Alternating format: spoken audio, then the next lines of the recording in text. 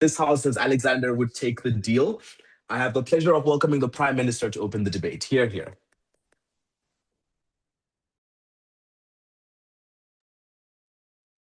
Brilliant. I prefer POIs verbally, if that's all right. Won't look at the chat.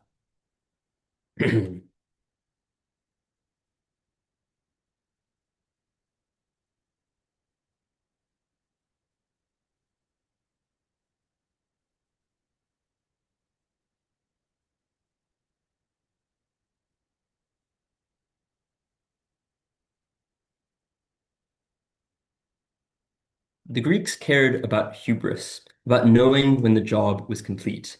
The job is complete.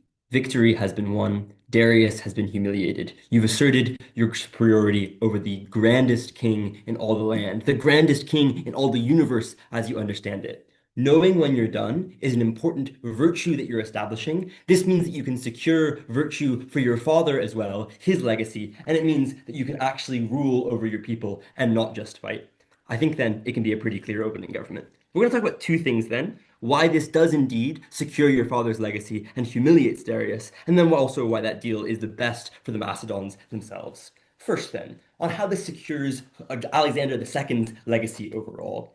I think this is, first of all, the thing that humiliates Darius the most. The existence of giving this deal would have been incomprehensible a mere 3 years ago, much less six. For a 26-year-old king to have the balls of Darius in his fist in this way is far more humiliating than killing him or anything else like that. First, because he has to live with the knowledge of your conquest and of your mercy, that you thought of him as someone who could Information. you be merciful to at the end of all of this, not just kill them, because actually to you it is so obvious how your own legacy has surpassed him. The second part of this that is actually really, really important too is that he's had to hand over a daughter to the enemy king.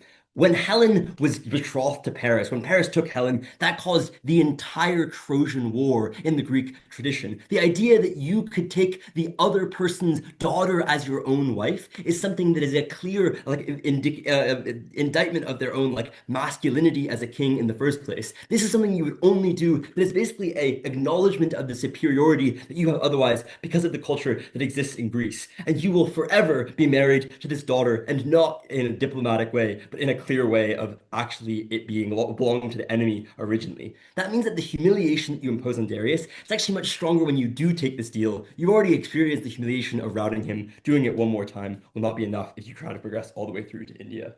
But the second point is on legacy here. This secures and guarantees your father's vengeance overall. Like, you've guaranteed his legacy, that when Ennius writes of your father in the annals, he will be sure to know that your vengeance was complete insofar as you actually ended on the high, that you quit while you were ahead, that you stole his land, you killed his men, and then you even let him rule his own people while you ruled yours. That means that overall, the legacy of your father is also secured in this way because you've humiliated your father, you've humiliated Darius, and you've guaranteed the acknowledgement of your own father's safety. The other thing I want to note here too is that probably you yourself are safe into the future because it would be incredibly embarrassing to allow you to be assassinated after creating this whole thing, creating this deal in the first place. As in, it's clearly a violation of the deal that you had to begin with, and also it then creates a big power vacuum that exists in the East that you would be ruling. So it's highly unlikely that you ever get assassinated or anything else like that if someone wants to run it. I'll take closing now if they have something. What if instead of taking this stupid ass deal for land we've already conquered, we just put Darius in a cage and made everyone laugh at him? No, because putting him in a cage doesn't let you have the joy of knowing that you gave him the mercy in the first place. I don't think that putting him in a cage is really a solution here, especially because, then what do you do when you actually rule the other side of that? But let's say you, totally buy this POI about putting him in a cage. The problem is that you still have to keep fighting, because sure, you've gotten half the way there, but you haven't conquered all the way into India. You've only gotten past into, Egypt and into the area that's in, modern day Kurdistan. You have a long fucking way to go. This deal is then best for your people because the Macedons can actually be ruled by you. Because you've already revealed, you already have a revealed preference that you're happy to have other areas ruled by those other than yourself. Like you've appointed governors throughout. You're happy to delegate. What this means then is that this deal is best, first of all, because you may actually rule. You have no ties to India, to the land you're now like not going to go conquer, and you needn't continue through that direction. Now you can actually establish stability in the land that you know and that you care about, because you know the Macedons, you know the Egyptians, and those are the people that you care about. Here's where the legacy building thing is particularly important, because now you have the option to prove yourself as a leader. You've already won the highest success in the field of conquest, so you don't need to go for more conquest in order to establish yourself. You will already probably be known as Alexander the Great in the future. What matters then is to prove yourself as someone who can also rule, who can make the best types of policies for your own people, who can make sure that there is actual joy and like prosperity in the land that you've ruled. And you can't do that if you spend another 6 years getting all the way east and actually conquering the land that you wouldn't have otherwise had. The second note here is that you don't have to continue fighting. This is obvious, but it's really, really important. Your men have fought for 6 years. You ought let them go home because now they are tired and they miss their wives and their children. And this is also what you know Achilles' great mistake was in the Trojan War, because when he was not fighting, he didn't let his people go home when finally they wanted to. Now, those people who have been so loyal to you for all this time don't have to fight in a foreign land they don't understand. And you can actually go home and let them do the same. And that's really important because you have a loyalty to those people and therefore you ought to do it. I'll take you too, Jack. Go for it. Surely Darius offering this very, very harmful deal is admission enough of his failure. What is the extra value of you accepting the deal as opposed to also punishing him by killing him? I want you to think about all of the deals that have been offered and not taken that were then written about in history. Probably there aren't that many of them because the act of living the deal into the future is what matters. Like otherwise, I don't think that Ennius even remembers this, especially because he can just say like, no, I didn't offer that deal. What are you talking about? Then the next note here is on trade. Because now you get access to Indian resources right now, and you've heard of these things, and you've heard of the joys of like spices and silk and boundless wealth in those regions. If you have to conquest all of those areas and conquer them over the next like decade and a half, it's probably much less able to get access to that. But now you can get that trade right away, which is super advantageous for you and the prosperity of your kingdom. Because now you can actually have cooperation right now, which means that you get more prosperity for the people in your land that already exist, insofar as you can get access to the resources that exist elsewhere. Otherwise, the individual peoples of those areas are unlikely to want to engage in this trade, even if you eventually conquer them, because individually they don't want to trade with the Macedons who they view as their rulers. If instead they believe that your rule was one that was characterized by mercy, they're much more likely to want to engage in the trade that would give them access to the resources that they have. And this is like later what happened with lots of the empires who then did offer mercy to those lands in which they had like conquered and made deals with, because otherwise it's much harder to have access to that kind of thing. What that means then is that you have the ability to further your legacy, which is of course what you care about most, to preserve that of your father, and to make sure that your kingdom is one remembered not just now, but forever. For those reasons, vote OG. Thank you, Prime Minister. Hello. Awesome. How's the audio? Good. Splendid. All right. Do POIs, hope you like. One corollary of my country's colonization by the institutions in the closing half of this debate is that I was raised on this history. And I remember the words that Arrian recounts Alexander saying when he reached the Hypaces River along with his troops. He said to them, "Stand firm, for well you know that hardship and danger are the price of glory, and that sweet is the savor of a life of courage and of doubtless renown beyond the grave." This is not a man who cared about hubris. This is not a man who cared about governing for his people. This is a man who believed himself to be the literal reincarnation of Dionysus. He is a man who cares above all about the glory and the victory of the fight. First, we will establish that everything would collapse around Alexander when he was in Babylon if he were to take this deal. But second, we will establish that the far greater harm in this debate is that he must give up the fight that is the value and worth of his life. First, why would things collapse in Babylon? There are 4 separate prongs of this argument, each is independently debate winning. First, Darius would renege on the agreement. First thing to establish is that, of course, Darius's incentive, if you're to be left alive, is to renege upon this. Opening government's explanation as to why he wouldn't is that he would be breaking a treaty. And would he take it to the arbitration court? What's the consequence of breaking the treaty, fellas? Secondly, I think Darius would clearly win if he broke it. And there are 5 reasons to believe that's the case. First, the Persian government, in fact, had many more soldiers in reserve. The mutinies that were fought, the battles fought at Gaugamela concerned only a small force that was hurriedly put together to fight him. That involved a lot of the Persian army, of course, like it was a many, many numbered battle, but there were many more Persian reserves dispersed across the country. Second, the strongest part of Darius's army was not touched by Gaugamela, because the way that Alexander won in Gaugamela is that he moved his forces around the Immortals. That is, he left the Immortals stranded on lower areas, and he took Darius on the hills. That means that Darius's strongest forces left standing. Third, Alexander's troops will want to head home for the reasons described and accepted by opening government, that they are no longer able to get continuing revenue. That is the reason Alexander's troops followed him all the way, is that he could always promise them more money, more gold. But when there is no more value to continuing fighting, and you just take your money from Alexander and go home, as opening government concede they will, and I would note CG cannot knife this, those soldiers go home, which leaves you more defenseless, which leaves you reliant on a Persian army that does not like you and does not trust you. Thirdly, unlike every previous battle that Alexander has fought, which he has won, he is unable to pick the place and time of engagement, which is how he's won the 3 previous battles he succeeded against the Persian Empire. It was not because he had superior forces or just because his friends were very, very good generals. It is because he could fight the Persians whenever he wanted, because he was the attacking force. He was the invading force. He could move and freely. But now Alexander has to sit in Babylon as the emperor of a place. He needs to run around and put out rebellions by his satraps, which means Darius's armies can catch him whenever he is at his weakest, whenever he is in the most dangerous position possible. He will lose this. He will die. Secondly, even if Darius does not ready to make upon the deal, or he is not killed in battle, he will be assassinated. Why? There are 2 reasons he's particularly vulnerable to this. Firstly, he must spend most of his time at court in Babylon, the seat of the Achaemenid Empire.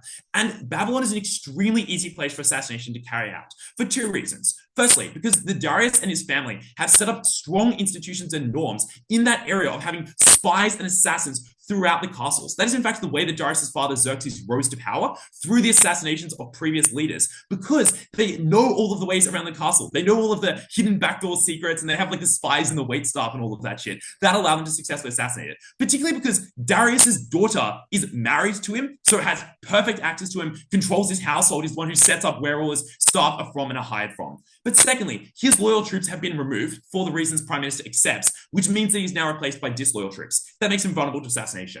Thirdly, Alexander's satraps would rebel. And I want to be very clear about this. Alexander's satraps, the governors' provinces, rebel symmetrically. They, in fact, did rebel under our side of the debate as well. But the difference is, on our side, Alexander always moved on. So he never came back to deal with the fact that all of the people he'd put in power were rebelling against him and leaving him. And the reason they were doing that is because he never did succession planning. Like, he famously left his empire to the strongest, which means that all of these people realized they had to seize power now. Otherwise, there were very certain risks about their power into the long term. That means that under our side, he can just run away from those problems. But under their side, he is stuck in Babylon and is attempting to, per their definition, govern and rule the empire, which suggests he needs to put out of all these rebellions. So he spends all his time fighting local satraps for control of their provinces. One of those battles will not go against him. He only really won 3 great battles in his career. Those 3 great battles will not be enough to prevent every single one of these from being successes. That means he doesn't enjoy governing, spends his time running around, and he probably loses one of those battles. Final reason he cannot stay in Babylon is that it is morally intolerable for him to accept the continued existence of the Achaemenid state. And what he must do, per their definition, is govern with that state, is cooperate with Darius, is cooperate with the immortal troops, is cooperate with those people. Why is that intolerable? Because they killed his father. This is the state. These are the people. Those are the weapons. Those are the very pikes that put Philip's head on a stick. It is intolerable to accept continued coexistence with a government that is responsible for the death of your father. That is by far the greatest sin in a Greek world. Of course, it would be intolerable to sit there. Before I move on to why you must give up the fight, yes, closing. Presumably you've seen a statue of Alexander the Great. Do you really think that Darius's daughter is going to stay loyal to her father instead of that guy after a few nights?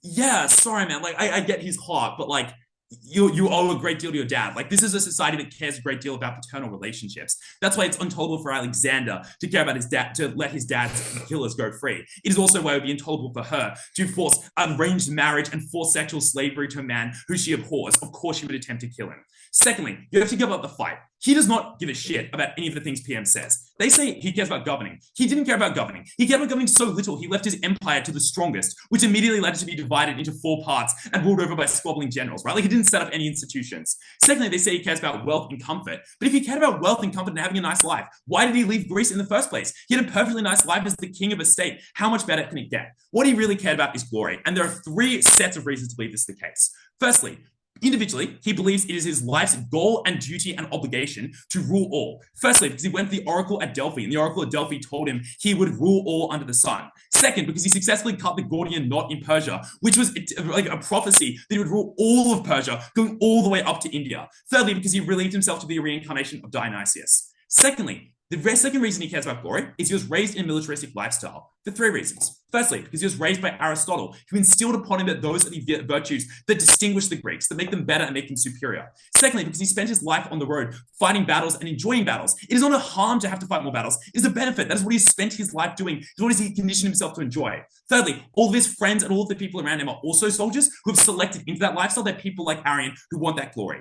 Finally, because of his legacy. When Suetonius says that when Caesar went to Alexander's grave, under side opposition of this debate, Caesar wept, because Caesar would never be as great a leader as Alexander was. Alexander would not have been a great leader if he'd stayed in Babylon to die. He was a great leader because he spent his life on the road, because he fought and conquered India, because he secured control of all of the known world, because he gave his life to the struggle. That is what we would do on side opposition. Thank you, Elo. DPM.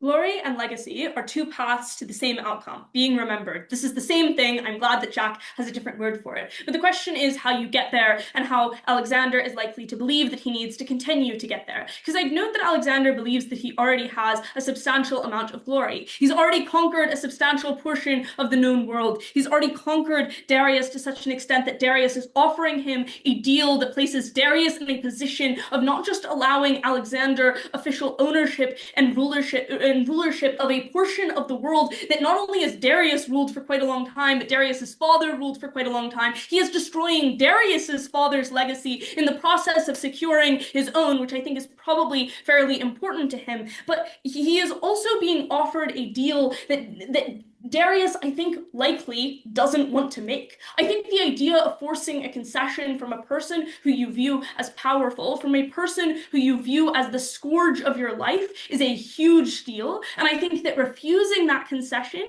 is not nearly as satisfying as taking it, no matter what I'm sure opposition bench is going to say.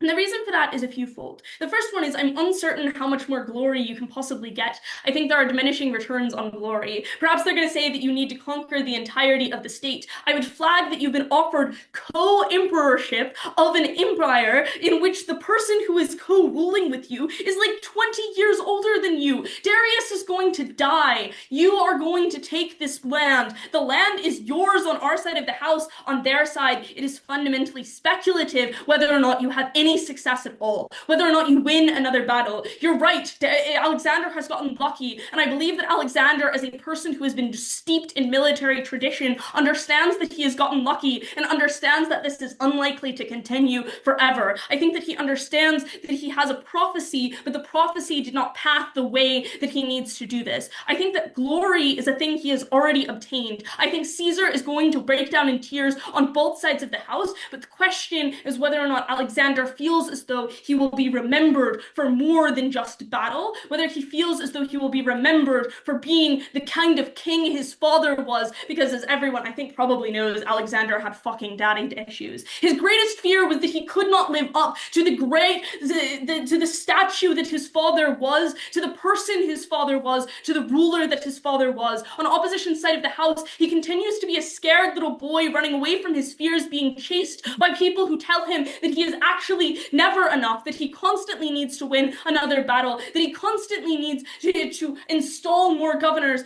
I do not think that he does not know that his governors are rebelling behind him. I don't think that he doesn't know that he is failing, that he is not building a state whatsoever. I think Alexander is intimately familiar with this, and this is why he keeps running away. I think that running away is making the problem worse, and I think it is making him substantially less happy.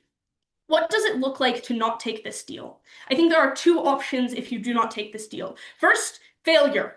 And I think that failure probably looks like death. I think that failure probably looks like losing the next battle. They say, oh, you're just going to kill Darius tomorrow. My dude, you routed a battle. You didn't literally like capture Darius for him to hand you this offer, or that probably would have been in the info slide. You still have a battle to win. But even if you don't believe that you have that battle to win, that you still have to find Darius before his reserve troops show up, before all of these other military powers that Jack tells you exist. But you not only have to find Darius first, in order to put him in a cage, or whatever else you want to do, or kill him, but you also have to win all of India. You're not there yet. You've got a long road ahead of you, and you know that if you do not take this deal, you will never go home. Your soldiers know that if you do not take this deal, you will never go home, which is the other consequence of not taking this deal. I think you face backlash, firstly from your soldiers, who now know that you have failed them, who now know that you are not allowing them to go home whenever they otherwise could, and secondarily, I think you face backlash from the Persians themselves. I think they bring forth the rescue forces that opening opposition talks about, and I think they prioritize killing you specifically, which they otherwise won't out of virtue. It's not like the thing to target specifically the king in the process of battle. I think that it becomes the thing because now you are a dirty traitor. Speaking of dirty traitors, this is also why opening opposition's mechanisms on why Darius is going to renege on your agreement don't work. Honor matters a lot in the society. If you are an honorless king, then you are not a king at all. You are the kind of person who can be killed and assassinated. Once you make a deal, your word must be law, or else society breaks down and doesn't function. So there's a strong incentive not only for you to hold to your word so that other people trust you and will make deals for you, but also for other people to force you to hold to your word. So even if Darius wants to renege on this deal, I don't think he has the capacity to, insofar as I think his soldiers don't support him in this action. They understand that this puts them at direct risk of retaliation from Alexander, but and Alexander's forces, who are literally here and just won. But I also think they understand that this breaks down society fundamentally. I also think it's just asserted that you have to stay in Babylon. You don't have to stay in Babylon. You can go back home if you want. You can rule from wherever you want, which I think takes out a substantial portion of, oh no, you're in Babylon, you're going to get murdered. But I also think you're probably gay, so you probably put the daughter off to the other side. The reason you're gay is I think the AIV probably knows that one. On governors rebelling, I think this is where you're able to access the glory of the fight. I think this is where you build something that stands and something that matters. I'll take a PY from closing. So honor matters when signing papyrus contracts, but doesn't matter when you want to humiliate the other person. You have already been humiliated, therefore you have lost your legitimacy. I don't think you understand. By offering this deal, Darius has said, Alexander is just as strong as me, just as good as me. Alexander is a king I recognize on the same level as me. This is a huge deal. You do not have the capacity to renege against it because you have already lost legitimacy from your people just by offering this deal at all. To renege on it makes you look worse. Now you can't even choose. You lost to a king who's so weak that he got assassinated tomorrow. That is a crazy bad look and a crazy bad move. I think that this matters a lot to you, and I think that it matters a lot to you that your legacy is successful and long-term. I think that on their side of the house, they have speculative benefits. There is no proof that they're going to win any of these battles whatsoever, but I also think that failure is constant. I think every death is a person you could have saved. Every battle that you lose is a battle you could have counted as won if you had just taken this deal. I think this consumes Alexander. I think this absorbs him. I think that this is the worst case scenario for him because he's constantly wondering what if he had just taken this deal, and he's constantly faced with the practical harms and consequences of having not taken it. On our side of the house, you wonder what would have happened if you had not taken the deal, but your life is pretty good and you have the capacity to build a long-term legacy. You figure out how to govern, and you mean that you are written about forever. Opening government. Thanks, TPM. DLO?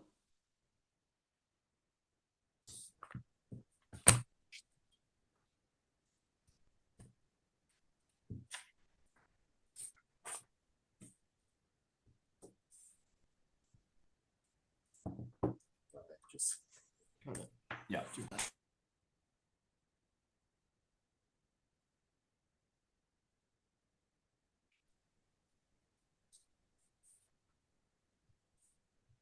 Panel, take it from me, no one remembers the runners-up. If you are Alexander, you want to be the greatest of all time. You don't want to be one of the greats. And that is precisely why ruling part of someone else's empire would just never be enough. What you need is to be the conqueror, the greatest of all time, the person that everyone strives to live up to for generations, centuries, millennia into the future. That is only something you achieve when you never give up the battle. But importantly, every battle you fight is in and of itself a victory, because it's the one thing that you truly enjoy. It's the one thing that makes you feel alive. It's the one thing that you're better at than anyone else. And every time you go into battle, you feel like you are alive in a way that you otherwise never could. And it's not even clear that dying in battle would be a particularly bad end for you. You would die doing what you love, advancing your empire by another inch, by another mile, by another meter, and dying in battle would be incredibly glorious. It would leave a great legacy, and it would ensure that you are remembered for generations. Exactly the kind of thing that you'd be incredibly proud to do.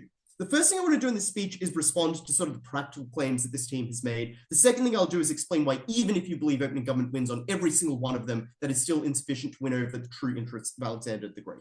What do we explain? We say that in many ways, the empire will just fall apart. You will not get the benefits of the deal, and so there's no point in participating. Firstly, we say Darius would renege on the deal. Their response is to say this would be dishonorable. Firstly, no, it wouldn't. You would be outsmarted. It would just make Darius look smart. Nothing dishonorable about it. 2, Darius gets to write history. As this team themselves identify, the victor writes history. He would just say he never made the deal in the first place. He would just pretend it had never happened. He would say Alexander just sort of walked in and we killed him. Thirdly, obviously this was commonplace, and it's not clear that Darius would perceive this as dishonorable. Like, this is a guy whose father came to power by assassinating other people. Darius himself assassinated your father, King Philip of Macedon. Like, why would he believe these kinds of tactics are dishonorable? This is his bread and butter. He's a sneaky guy. He would love to jump over you in this particular way. But we explained that even if Darius doesn't renege on the deal, and obviously he would win if he does, he could just assassinate you. Their response is to say, well, you don't need to stay in Babylon. You could go home to Macedon. Yeah, as soon as you leave, the empire stops being yours. Like, you obviously need presence on the ground. Darius would love if you just went back to Macedon. He'd be like, yeah, Alexander who? Bye. Secondly, they say you're gay, so the wife wouldn't be nearby. Like, 1, we don't know that's true. 2, maybe he's bisexual. 3, per opening government's logic, you'd want her around as a trophy. So even if you didn't want to have sex with her, you'd obviously want to keep her around you. Would you give her many opportunities to assassinate you? But we provide many other mechanisms for why the assassination could occur, e.g. the castle's all full of traps, there are spies everywhere, your own troops are likely to leave home, which opening government concedes. Finally, we point out that the satraps rebel. And the important thing here isn't like, that this is inconvenient or whatever. The point is that the deal just isn't something Darius has in his control to give. Like, he doesn't control the satraps. He's not actually giving you anything that you couldn't take for yourself. And, like him making you empire, giving you half the empire doesn't give you control over anything, because you have to constantly pacify the satraps. Like, what has he actually done for you that is useful? You're giving away everything you want for absolutely nothing. There's just no clear explanation here as to why any of this is particularly useful. We also explained it's not clear that this particularly humiliates Darius. He gives the deal anyway. You take his empire in the counterfactual. You can take all of his daughters. It's obviously far, far better. So it's just not clear that this gives you very much. The final thing this team relies on incredibly heavily for making their points is just to claim that the future is uncertain. But for those who have read a history book, it is not, in fact, uncertain. We know that Alexander wins. We know that he continues to conquer all the way to India. And this debate is about what is in Alexander's interests. It's not about the time-limited information Alexander has access to at the point in time where he makes the deal. Obviously, he can consider the likely counterfactual and the historical reality, and determine which one best meets his interests. Obviously, it is the world in which he is the greatest conqueror of all time. But even if you don't believe that's true, he believes he will conquer the world, because the prophecy tells him that he will, because the Gordian knot says that he's destined to do so, because he believes he is the best, because he has trained for it all his life, and because even if that was not true, being given the empire is not the same as taking it by force. Of knowing that no one had a choice, that you took it inch by inch, and that you did it because you were the very best conqueror of all time. That obviously wins out. The final Hail Mary is to say, well, Darius will die and you will get the empire. Like, 1, empirically, Alexander dies young, so you probably wouldn't outlive Darius. 2, the fact that Darius dies doesn't mean you get the other half of the empire. Darius's children would succeed him on the other half of the empire. You've only been made controller of one half of the empire. And 3, for all the reasons we provide, it's very unlikely you even gain control of that half into the long run. So at the conclusion of this set of argumentation, It is likely you're assassinated. If not, it's likely Darius reneges. Your satraps are constantly rebelling. It's unclear that you're getting very much in this deal. The counterfactual is that you are known as the greatest conqueror of all time. You conquer the entire empire, and you get to go all the way to India, which I can tell you is goated. There's spices there, there's strange creatures. You believe it is the end of the world, and that's incredibly cool because you believe that you fulfilled your destiny as Dionysus. You've conquered the known earth. You are greater than anyone who has ever come before you. That is something you only get on our side. Before I continue, closing government. Yeah, so last time I checked, India is not Greek. So how did things really end for Alexander the Great? Yeah, he died of a nosebleed is, I believe, the correct answer, which obviously could happen on either side. But notably, people don't remember the fact that he died. They remember the fact that he conquered everything, which is incredibly important. And we point out the counterfactual ends you experience are likely to be far, far worse. But even if you believe none of this, why is it that you should still give this debate to opening opposition? The first reason is that the deal is morally intolerable for you as Alexander. You are working with someone who killed your father. And the response we get from closing government is truly ludicrous. They're like, well, you know, his daughter's horny for you, so who cares? Like, no, filial piety matters. And you would absolutely never work with Darius. You would never allow this empire to exist. You would want it razed to the ground. You would want it demonstrated that when you murder my father, the consequences for you are death, are worse than death, are the tearing down of everything you ever stood for, is you being erased from the history books like you never existed, is the crushing of everything you stood for. You would never agree to this deal. But secondly, Alexander just doesn't care for any of the stuff this team gives you. He's already wealthy. If he wanted to govern, he could have just engaged in, like, you know, reforms of Macedonia to make it 10% better, to have some economic growth, etc. He doesn't give a shit about this. He doesn't care about his people. He fed them into the meat grinder for his own glory. He doesn't care about the empire lasting after him. He gave it to the strongest. What he cares about are two things. He wants to be the greatest of all time. That is only achieved on side opposition. But two, he loves battle. He loves the fight. He loves the war. And that is something you get to participate in more on our side because the battles continue. Pacifying satraps would never be enough. You want to make it to India. You want to fight Porus. You want to reach the end of the world. Thank you, DLO, and thank you, top half. Moving on to the back half, MG.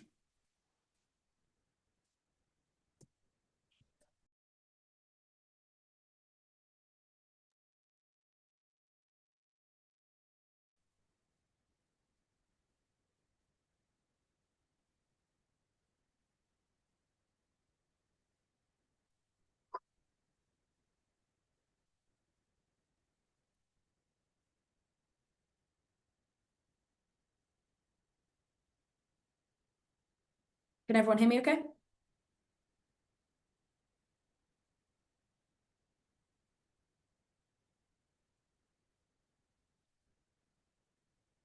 Opening opposition spends 16 minutes talking about the idea of the glories of dying in battle. But they're right, he died of a nosebleed. He kept on fighting and moving forward, ultimately had no chance to survey the empire that he created. And what empire had he created? It wasn't one that had any kind of stable control, and it wasn't one that was glorified, because what, when you think about it, is glory? And notice, Alexander wasn't someone who just cared about his own internal sense of glory. He was highly vain. He wanted to name every town he conquered Alexandria. He wanted statues of himself. He wanted his glory to be recognized. And advancing militarily in an unstable way where he was widely hated and fought against and never had stable control was not the way to achieve that. First, let's talk about Alexander's chance of survival if he does secure some more refutation to the opening opposition's ideas that he would likely be going to die. The first is, I think Alexander was pretty familiar with the concept of a Trojan horse and was probably likely to not step into a death trap where he was going to be killed, but rather make sure there were fortifications as within Babylon to protect him. But even if you think there aren't perfect ways to do this, like the necessity of keeping the daughter close, it's unclear that this isn't relatively symmetric to the danger on the battlefield, and that means two things. First, Alexander is no more relatively secure in his own life either way, but second, it allows you to co-opt some of the opening opposition ideas about what it means to be at risk, because if you stand in Babylon, which is a functional battlefield for you, where your life may be at risk at any moment defending the empire you have risked your life to save, then you get that sense that there is glory in whatever you do, that it is either the defense of your empire's position or moving forward on the battlefield. So ultimately, Alexander is likely to have the same capacity to survive either way, but even if you think there exist threats to his life, that allows to co-opt some of the benefits of glory. Let's talk then about what Alexander wants. Opening opposition gives you a frame that all he cares about is focusing on the belief that he will conquer all of the known world. Opening governments say, nah, there are other things he cares about, things like legacy. Why do we win even in the opening opposition frame of the world? The reason is they give no analysis as to why this requires Alexander abandoning the belief that he will eventually conquer all of the known world. Throughout much of Alexander's life, he wasn't on the conquering parade. He didn't, when he first came to ruling, he didn't expand immediately towards Persia. His father hadn't done it. That didn't mean they didn't believe that they would, but that they bided their time until the moment was right. The point is, if it's a risk that Darius will go back on the deal, it's possible that Alexander will. Crucially, this is not a structural claim that Alexander will quickly go back on the deal. It's that he can still believe that he will, that in the course of his long lifetime, he will bide his time and find a moment, that he will have an heir so strong with an equal claim that he will fight off Darius's son, that Uday tries to talk about, that he will outlive Darius after consolidating his power in Babylon. He doesn't know he's going to die of a nosebleed young. He thinks he'll live longer than Darius, who's older, and that then he will march when there is not such a strong king with the amount of legacy that he has. The point is, this doesn't require an abandonment of the beliefs that they talk about. You can still believe that your ultimate purpose is to conquer, but you believe this is the best way to put yourself in the best position to do so. Why is this? Jack provides us with 4 lovely reasons why you are likely to be under threat from Darius's armies and why you're going to struggle to advance. Jack frames this as reasons why Darius is in a good position to go back on the deal. These are very good reasons he's a bad person to fight.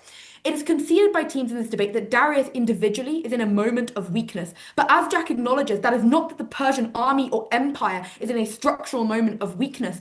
This means as Alexander, you see it as a very high likelihood that you would really struggle, suffer immense losses of your men if you actually had to fight the Immortals on their own ground as you marched forward. But a few additional reasons for this. The first is that Alexander's armies get consistently weaker as you move away from home. And this is not just about time, because maybe you can recoup and rest, but the fact that you can't refuel in areas that you have just conquered, that have been stripped of their resources, that don't have genuine loyalty. You're still having to schlep troops across from the loyal part of Greece, and you have to leave some behind as you move to govern the territories that you've just conquered. So not only does Darius' army get stronger as you move towards the Persian heartlands, but your own gets weaker. The second is that you're likely to have a really high degree of revolt in areas. I think it is likely that whatever you do to Darius, people are deeply angry about it. It's likely that he gets killed. Why? Because 1, you want to vanquish your enemy, or 2, even if you individually don't kill him, your forces do, because they have been taught to hate him, that he is the antithesis of your mission. But even if you don't, and you do Tanush style, lock him up in a cage, a bit crazy, then that is horrifically humiliating. Look back in the info slide to where this all started. It was the killing of a king and a father. So when you kill or humiliate the king of one of the largest emperors in the world, they fight back with an even greater vengeance. That means whoever succeeds is fighting back now in the name of Darius, with all of the ammunition and desire that side opposition talks about, as per all of their mechanisms about filial piety. The crucial part of this means that you get resistance everywhere you move. And what I want to flag is this isn't a claim that Alexander loses. It's a claim that he never has secure control, that he's always in a state of fighting, that you have high degrees of results in the territory he had already conquered and already had and would have had in a much more secure way with the blessing of Darius under our side, but also consistent revolt in the areas that you eventually conquer. Before impacting why he cares about this, I'll take opening. Yeah, the second half of your extension is a knife of your opening, who explicitly mechanize that you're humiliating him. The first half is an argument that he'll lose to Darius, which is A, against empirical reality that we get to defend, and B, not something he'd believe at the time. Incorrect, and you simply haven't listened. The argument is not that he is definitely going to lose to Darius, but there is a reasonable likelihood that we will lose a lot along the way, and that he won't have a proper degree of control over any of the territories, because you just say the word conquer, but it's really unclear what that means. Like, kill everyone in the area and stand on the land. There is no consolidation of power, and there isn't a knife for the opening. It's about what Alexander is able to leave. Why does Alexander care about this actual capacity to consolidate? The reason is, as I flag in my opening, he was a vain man. As evidenced by what he did in the territories he actually meaningfully controlled in Greece, naming places Alexandria, building libraries, statues of himself, he cared about the recognition of his glory. And that doesn't happen when you are a man who's hated. And he experiences that hatred because he is the one on the battlefield, having to be constantly shielded by people who hate him, having statues torn down that he tries to erect in the places that he conquers.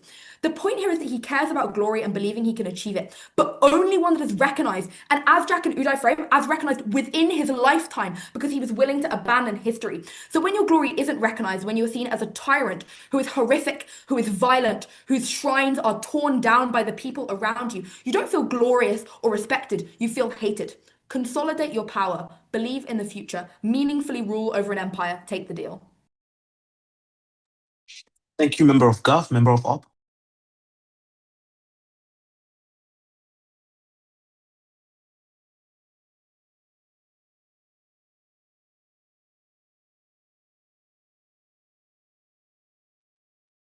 Okay. We're just going to prove really simply why you're likely to be successful in conquering the Achaemenid Empire, and therefore why you have a very high expected value of return if you keep going and fighting. Why is this argument really important? It's because it unlocks a lot of the opening opposition benefits. So firstly, all of their stuff on like glory and avenging your dad is contingent on you believing that you are likely to actually beat the Achaemenid Empire.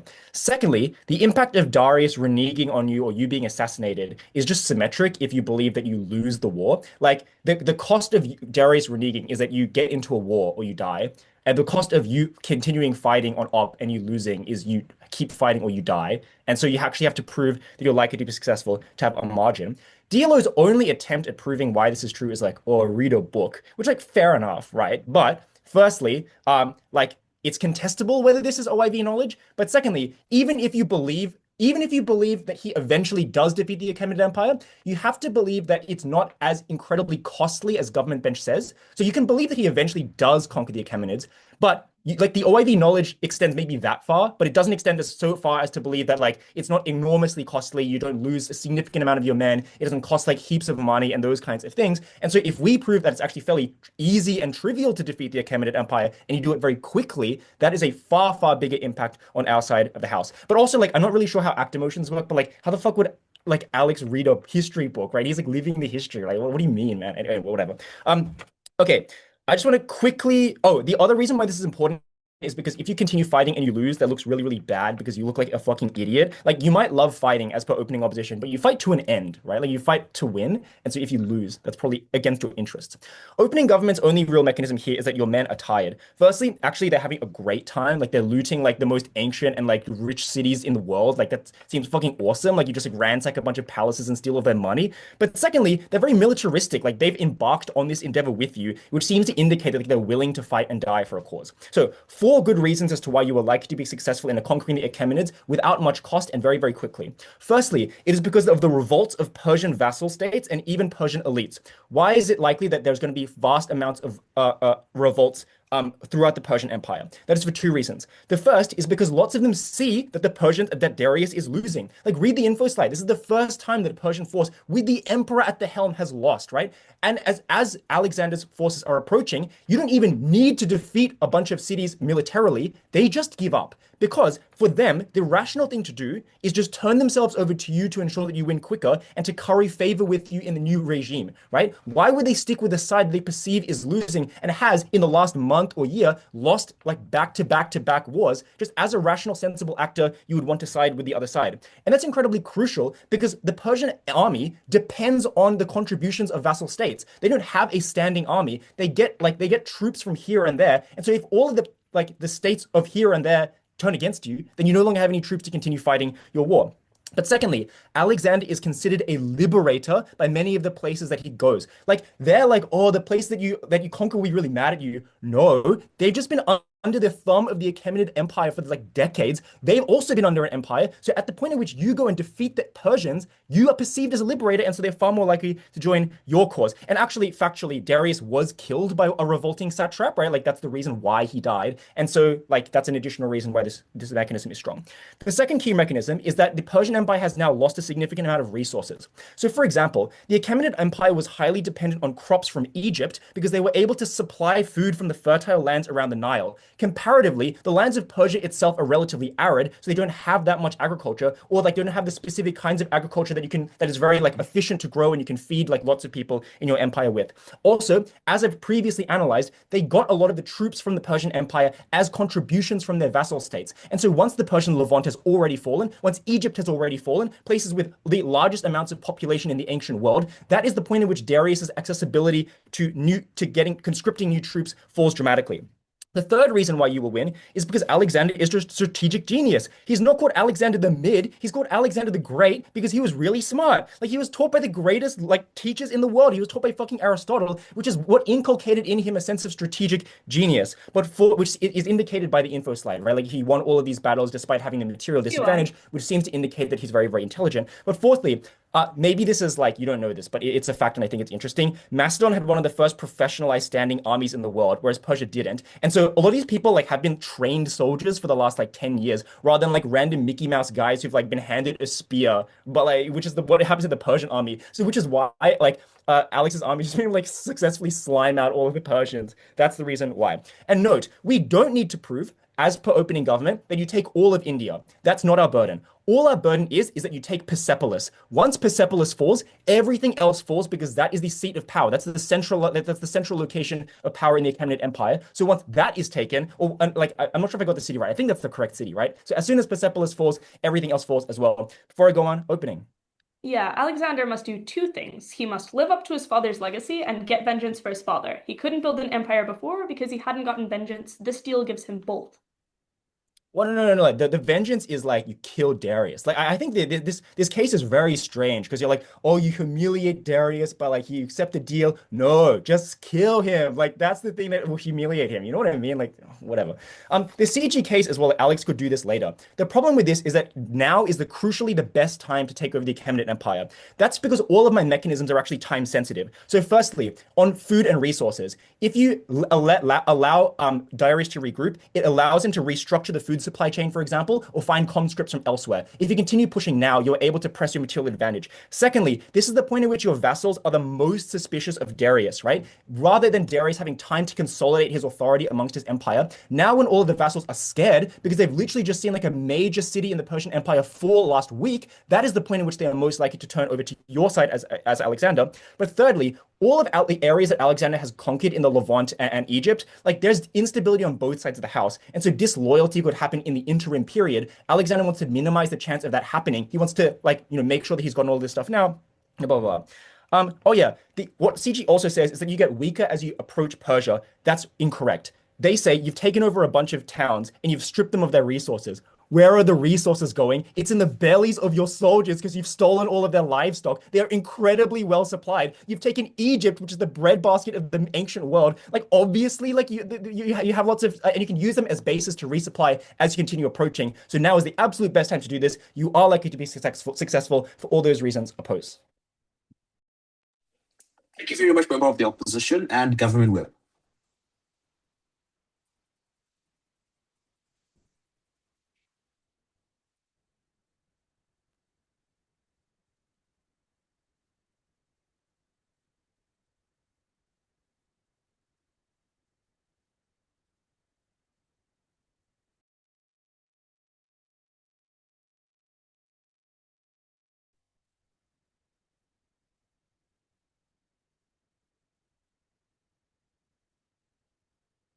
The notion that dying on the battlefield, getting trampled by a war elephant is a pleasant experience is sort of a retroactive frame, in the sense that when we call people the great, or we say that it's glorious to die on the battlefield, we don't literally mean that this is an enjoyable experience that provides utility. We mean sort of in the grand scope of history, this is glorious, or so on. And I think OO is guilty of this problem in general in their case, which is that they take the retroactive understanding of the way that things played out, and they assume that this is how Alexander the Great would have thought about things or would have realized things at the time.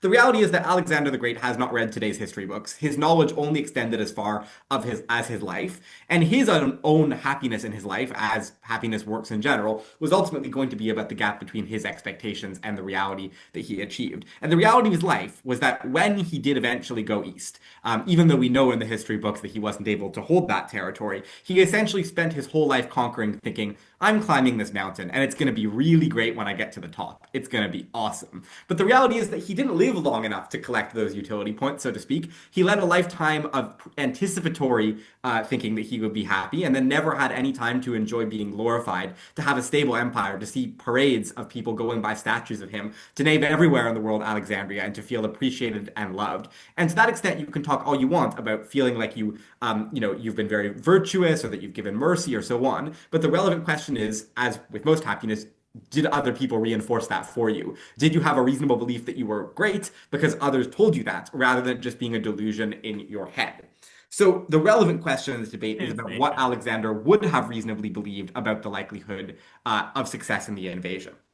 And this means that a big part of the debate folds into the question as between CO and us, which is what would Alexander likely have thought about the success in the comparative? Because the key thing, right, is that if you take the deal, you justify the deal to yourself as it would have been a bad idea to do the other thing.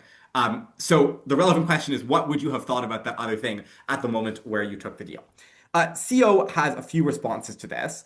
First, they say that the Persians are an organized, trained professional military. I don't think this is very important. Most militaries prior to World War I had not figured out the strategy of like, don't run at each other into swords. So the idea that to be professionalized means that they were actually any good relative to a bunch of strong Greek fighters, not particularly persuasive. I can at least say that Alexander was the great for some reasons, and those were his brilliance as a tactician.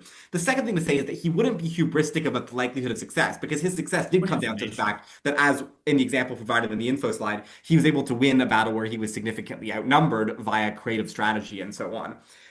But there are limits to this, and there are a few key issues as you proceed into Persia. Number one, you have to take all of your men and soldiers through massive hostile mountainous areas where you're significantly outnumbered and where the defenders have an advantage in those areas. They sort of misinterpret something Sophie says here, and in response, that there are these towns, but these aren't like wealthy towns. These are random farming towns. They don't have tons of resources that you can take and supply a whole army. You're hundreds of thousands of people, and you can't resupply off little towns strewn through the mountains. And merely the fact that Persia, has all this, food and all these advantages, or lacks food, doesn't mean that they can't redirect their food towards a military state and provide all of their resources to their army. So it's not clear why bad living standards and so on is an issue. The key thing about the Persian states is that they're very administratively complex. They're ruled in a very centralized way. So they can move around armies and move around resources very effectively. But again, the question here is not that we have to prove definitively that you wouldn't have won. We had to prove that there were reasonable doubts that Alexander would have had in his mind, which would have allowed him to cope with taking a different choice on the basis that he plausibly could have told himself that the other side would have been a bad idea. Key thing, right? We don't need to prove this with certainty. We need to provide persuasive reasons that Alexander would have told himself about this. Note every other team has established that Alexander is a hubristic person, believes in his powers, believes he's scheming, and as Sophie points out, probably believes that he could eventually double cross even if he never actually does it.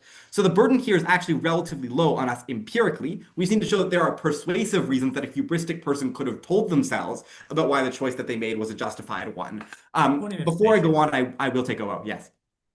Perhaps staying in Babylon is a fight, but it is unsatisfying because you have no control over when that fight occurs. Whereas comparably, even the slowest slog to get Darius is glorious because it's in a new and exotic land against enemies you hate, and it's advancing the glory of the fight, which is what you and your soldiers care about, not the end outcome.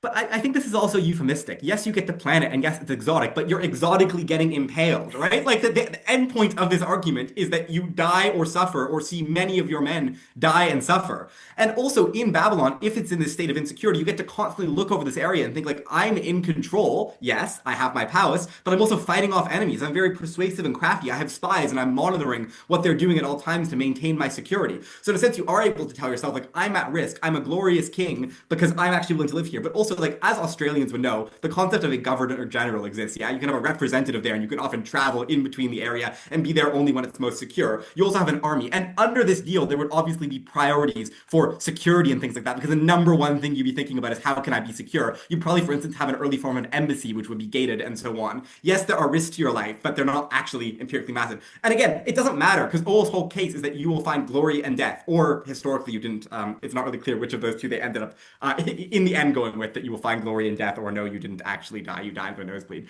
But in either case, we've explained what we outweigh. So where does Sophie's extension come into the round?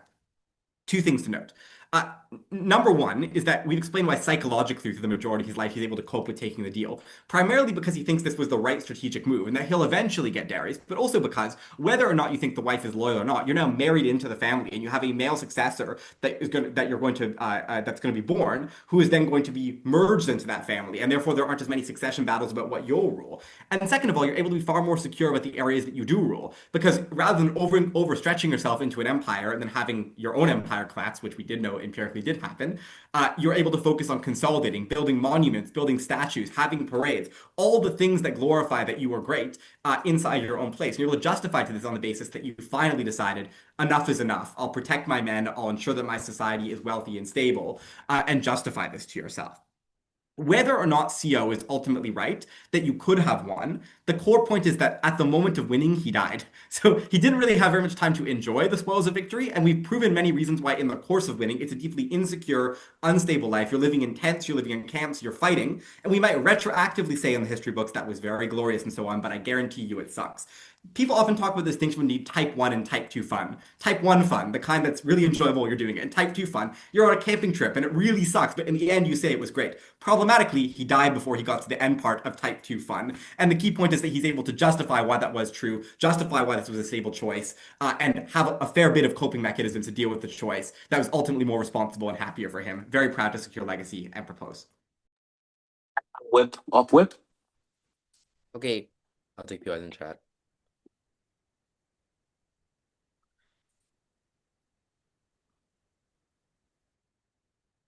As the deal was offered, Parmenion turned to Alexander and said, "If I were Alexander, I would accept the deal." Alexander replied, "If I were Parmenion, so would I." 10 years later, as Alexander looked upon his successful empire, he wept as he had no more lands to conquer. The first thing I'm going to do is respond to closing government's new frame that you will feel great by doing posturing in the area. 3 things to point out here. Firstly, it is humiliating in and of itself to take this deal. They say you can cope because you think eventually you will be able to turn back, but they gave no reason as to why you will eventually be able to turn back, and the chances are that you probably won't. Why? Because you are a fucking co-emperor. You are not empiring by yourself. You have someone else making every decision with you. And crucially, I would note the imbalance in what Greece and Egypt had at the time versus the wealth of Persepolis, which was the largest gold reserve in the world at this point, is vast, and it is specifically that wealth that allows Darius to curry favor that makes you feel much, much worse. This is also why, as we explained, you must win right now. That means every day it sucks, and every day the prospect of becoming the emperor that truly conquered everything becomes increasingly fleeting. It makes you feel worse to live and to collaborate with the Persians, who Aristotle, your very, very famously racist person that taught you everything, told them was barbaric and someone that you really shouldn't want to work with. So yeah, maybe you can be a beta Persian cuck for a little bit and maybe feel a little bit better about it for a while. It is entirely unclear why you can go the rest of your days living like that. It took 12 years for the nosebleed to kick in. I don't think you can go 12 years living like that. The second thing I'll point out is that they're ahistoric. So notwithstanding the fact that both Alexandria and any statues of Alexander weren't made by fucking Alexander the Great, they came hundreds of years after for people who glorified him down the line, it is actually very unclear whether Alexander cared about making sure that his internal posturing was good. And the reason why is because his internal posturing was already fulfilled, the point at which he became Alexander the Great. What do I mean by this? As Aiden points out, a lot of these areas were already under oppressive regime. And notably, the Persian regime was often less, in some ways, especially in the perspective of the Greeks at this time, benevolent to the people within its area.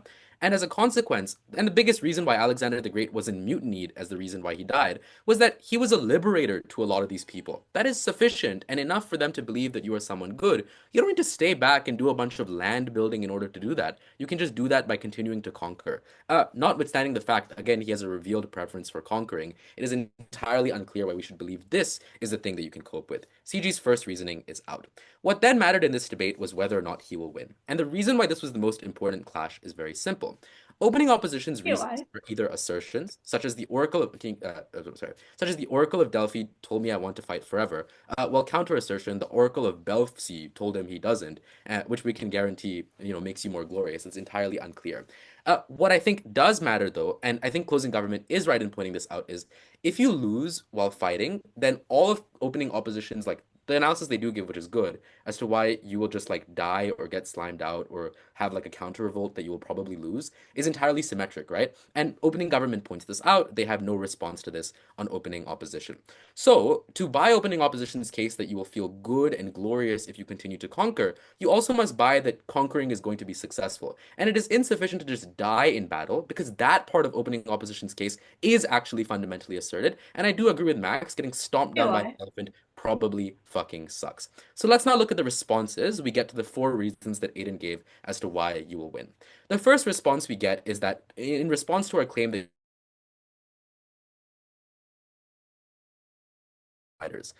Okay, they weren't World War I fighters. They were much better than the Persian fighters for the reason that they had specific training that allowed them to win. And I would note, war tactics at this time were actually quite advanced because the other side was also pretty shitty and had worse tools than you had. So the training did matter significantly in you being able to conquer. Again, revealed by the fact that you won with way fucking less soldiers in enemy territory at this point in time. The next thing they say is you can't resupply off of little towns, that we misunderstood Sophie. I think this is bad faith debating by Max as per usual, because our claim is not that you can't resupply off of little towns. The point is that you've conquered the biggest areas that matter to resupplying, things like Egypt that are the breadbasket of the area at the time, and that this is sufficient to get you to the next area that you will probably conquer, Persepolis, which is where you were fine with stopping your conquering, and where, again, not to do the history book thing, but like where he then looked at his kingdom and wept and whatnot, right? UI. I think it's very likely that you can continue to fight. But also, I would note you totally can resupply off of little towns, because presumably the capacity for a town to be productive and build agriculture and whatnot is relatively symmetric to the number of troops that you will need to conquer that town, and you can like split off and conquer multiple towns at this time. The third thing they say is that the Persian Empire was very centralized. Gut check this. If they're all in mountainous areas and like you are obviously like in a very disparate and large kingdom, which is the Persian Empire, you're obviously not super centralized, which is the reason for why you can get away with conquering. And the last thing, and the kind of Hail Mary response is that, but he doesn't get to have type 2 fun. My response to this is very simple. As you stand at the empire that you conquered, as you win every single battle, and you die of a nosebleed, you die of a nosebleed knowing that you won. You never lost. I will take you after this. You die knowing that you were the greatest of all time. You were the LeBron James of conquering empires. And that means that even if for the 30 seconds that as your nose bleeds out and you die, you will feel good about that. You will feel satisfied. You will feel fulfilled. And that feeling does not exist in their world. It is perhaps the most important feeling that Alexander the Great will feel. Yeah, opening government. If you've won every debate you ever participated in, at age 26, you should probably be a big boy and get a job. One more major won't make you happy, and hey, you might not win that final. That's why LeBron should have quit after the Lakers. But if my job was fighting, then I would continue to fight, right? Like no shit, Sherlock. Anyways, let's now deal with opening government's arguments, which I think are kind of out of the round. But anyways, the first thing they say is like, it is humiliating to Darius to do this. But like the margin here is super small, right? Like it is also humiliating for you to accept the deal because the terms of this deal are actually fucking crazy. And it's crazy that no one's pointed this out. He is giving you land that you have already conquered, guys. Like, what the hell are we talking about here? It's like if I played poker with Aiden, I took 10 bucks and then Aiden was like, yo, dude, what if I give you 10 bucks? I accept the deal. And then he just like, I already gave you 10 bucks. Ha ha ha. That is way fucking more humiliating, especially for the vast amount of vassals that so far, as per opening government's own claim, you have like tried to sequester by saying you're giving them gold and you're giving them a bunch of money. You're not getting any new fucking money from this deal. It's like a just stupid ass deal to take. It's extremely humiliating to take it. Second, I don't think there's diminishing returns on glory in the way that you internalize glory, especially if you buy our reasoning for why you can continue to get glory, given that you will be able to continually fight and so on and so forth.